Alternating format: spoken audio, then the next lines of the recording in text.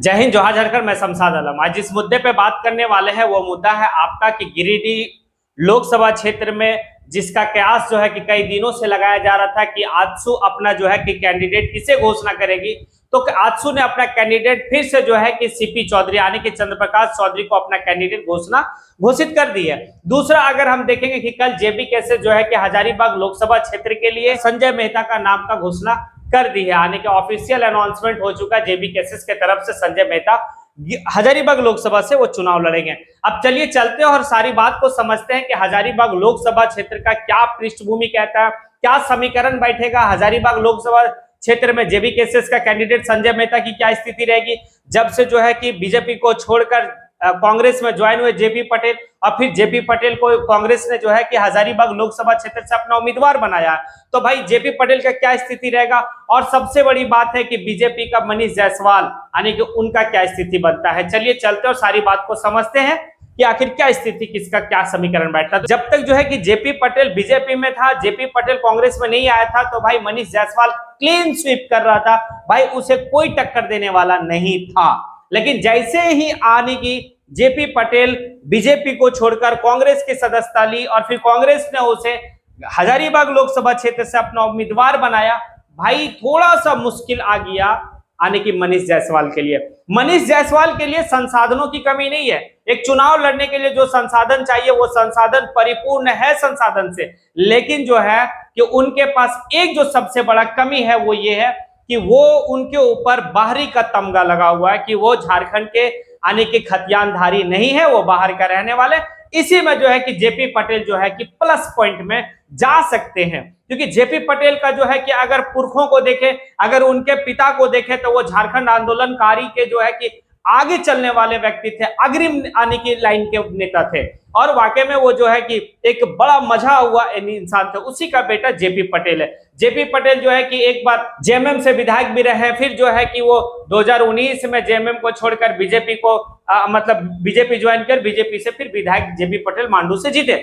JP Patel के पास ये है कि उनके पास भी संसाधन की कोई कमी नहीं है, उनके पास जो है कि सिर्फ मतलब कहा जाए तो उनके पास और एक प्लस पॉइंट ये आता है कि भाई जेपी पटेल के पास जो है कि खतियानधारी का तमगा लगा हुआ। भाई वो झारखंड के खतियानी रैयती हैं, जिस स्थानीयता की बात जो है कि पूरे झारखंड में एक आंदोलन ने जो है कि लेके चला था, उस आंदोलन को कह सकते हैं। और तीसरा जो आपका आता संजय मेहता, देखिए संजय मेहता के लिए सबसे प्लस पॉइंट वो ये है कि वो एक युवा है और एक जो है से उभरा हुआ एक आने की नेता के रूप में उसे कहा जा सकता है। अच्छा वक्ता के रूप में वो अपनी बात को रखते हैं, युवाओं को अपनी बातों से अपनी ओर खींचते हैं, युवा को अपने वोटर के रूप में तब्दील कर सकते हैं, क्योंकि इनके पास संसाधन की बिल्कुल कमी है। एक चुनाव का मतलब होता है पैसा, चुनाव का मतलब होता है भाई जन, चुनाव का मतलब होता है धन, कई बल में पीछे। लेकिन भाई एक बात तो है कि उनका जो बोलने की शैली है, उनका जो बात करने की शैली है, उनका जो बात रखने की शैली है,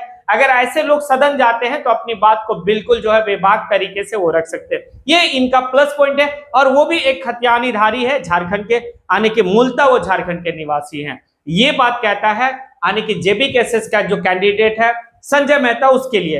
अब यहां पर बात हजारीबाग लोकसभा क्षेत्र कितना विधानसभा, तो चलिए आप लोग को समझाते हैं कि हजारीबाग लोकसभा क्षेत्र में जो है कि 5 विधानसभा है। उस 5 विधानसभा में कौन से पार्टी का कौन जो है कि विधायक है, तो हम लोग चलते हैं और सबसे पहले देखते हैं हजारीबाग सदर। हजारीबाग सदर में आने के जो विधायक हैं वो आपके जो है मनीष जायसवाल, वही मनीष जायसवाल अभी लोकसभा का कैंडिडेट है बीजेपी के तरफ से, तो बीजेपी का पाला में जो है आपका हजारीबाग सदर है। दूसरा हम लोग आते हैं बरही जो है वो कांग्रेस के पाले में है। उमा शंकर अकेला यादव यानी कि अकेला यादव वहां के विधायक है जो कांग्रेस का पाले में है। अगर हम चले जाए बड़का गांव, तो बड़का गांव में अंबा प्रसाद कांग्रेस का पाला में है। अगर हम चले जाए रामगढ़, तो रामगढ़ जो है वो आजसू का चंद्र प्रकाश चौधरी की पत्नी जो है वहां से विधायक है, तो वो आजसू के पाले में है। अब बड़ा दिलचस्प आता है 50-50 का रेशियो बनता है मांडू, क्योंकि मांडू इसलिए 50-50 कह सकते हैं कि वो 50-50 ने उसको त्रिकोणीय में बांट लेते हैं। त्रिकोणीय में इसलिए बांटते हैं क्योंकि जिस समय पी भाई पटेल बीजेपी में गए और बीजेपी का सैंबल से वो चुनाव लड़े और जीते, लेकिन कहा यह जाता है कि जेपी भाई पटेल यानी कि मांडू विधानसभा का लोग जो है वो जेएमएम का कोर वोटर है।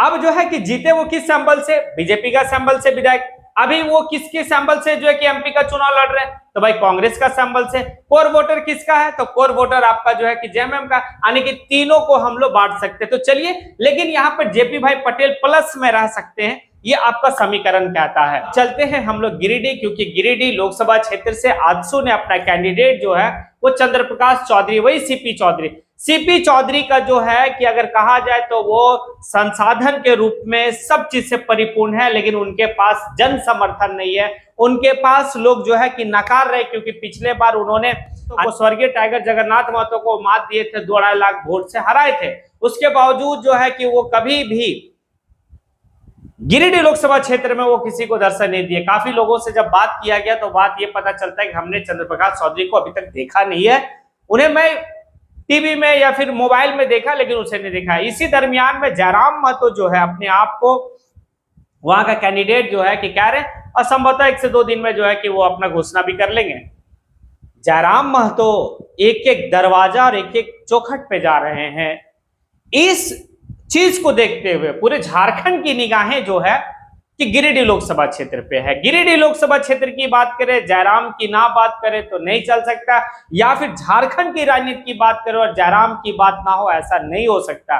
क्योंकि इस दरमियान में जयराम महतो जितना मेहनत कर रहे हैं, उतना मेहनत शायद कोई आने की कैंडिडेट अभी तक अपने लोकसभा क्षेत्र में किए होंगे इस पिछले जो है कि 2-3-4 महीने में।